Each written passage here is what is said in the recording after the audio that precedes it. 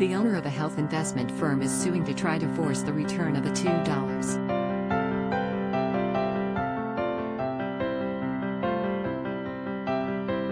$5 million in contributions he made to True the Vote, an election integrity group that tried to raise $7 million after the November election with promises to fight fraud.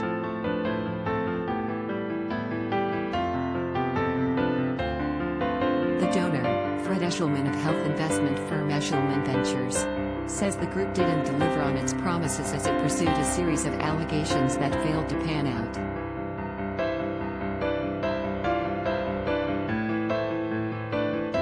The non-profit group filed post-election lawsuits in 4 states where President Donald Trump was seeking to overturn the election results, then withdrew them.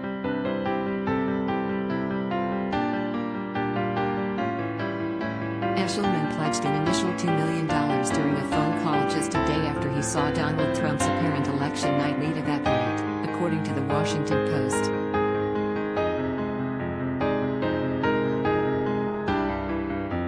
He made the commitment in a direct call to the group's president, Catherine Engelbrecht, appeared on Fox News the day before 2 Georgia runoff elections to tout its efforts to get citizen challenges to people who tried to vote.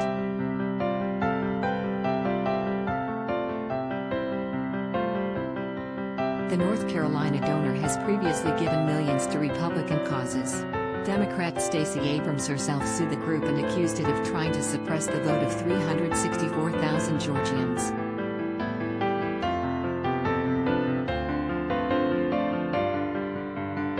Eshelman sued in federal and state court.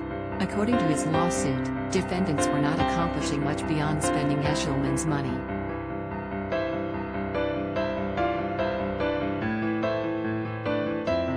They voluntarily dismissed 4 cookie-cutter lawsuits mere days after filing, at the incredible cost of more than $350,000 in legal fees.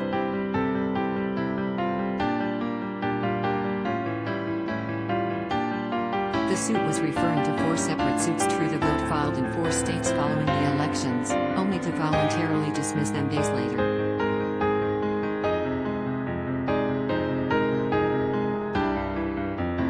The group's lawyer, James Bob, told the Washington Post Eshelman did not place conditions on his donation, and that he isn't entitled to its return.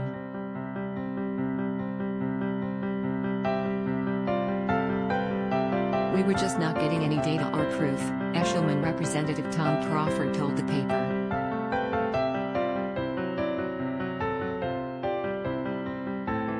We were looking at this and saying to ourselves, this just is not adding up. The group is a nonprofit, although its election integrity effort in Georgia aligned with the state Republican Party during 2 Senate runoff elections.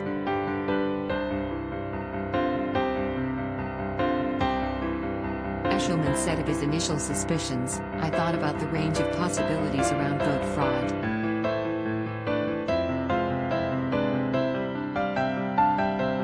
There was already noise around cities like Detroit, Milwaukee, Atlanta, and Philadelphia.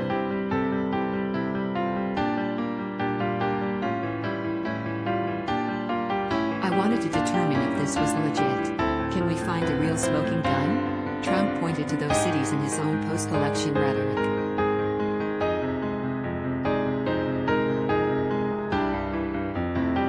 All are located in states he lost to Joe Biden. The suit over the group's election efforts is just one piece of a huge nationwide fundraising effort that took place after the elections where President Trump claimed massive fraud.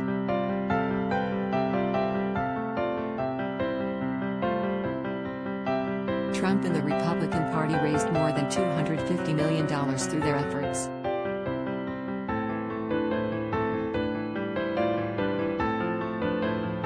Trump and the GOP didn't spend most of it on their own election fight, saving about $175 million, according to the New York Times.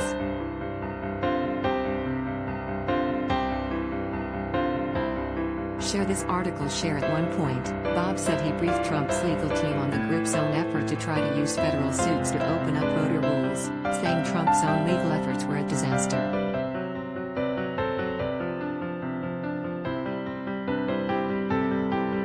He said he briefed Trump allies including Trump lawyer Jay Sekulow, Sen.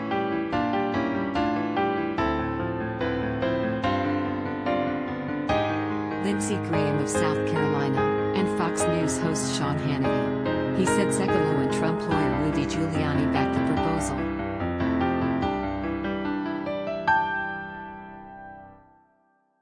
When he didn't hear back from Trump, he decided to drop the 4 suits, Fox told the paper.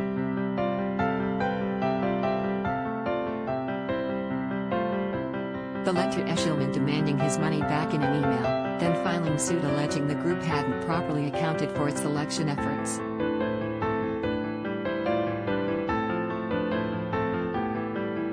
The group's $7.3 million fundraising proposal, which is an exhibit in Eshelman's lawsuit, claims it will seek to expose a flood of illegal votes being cast.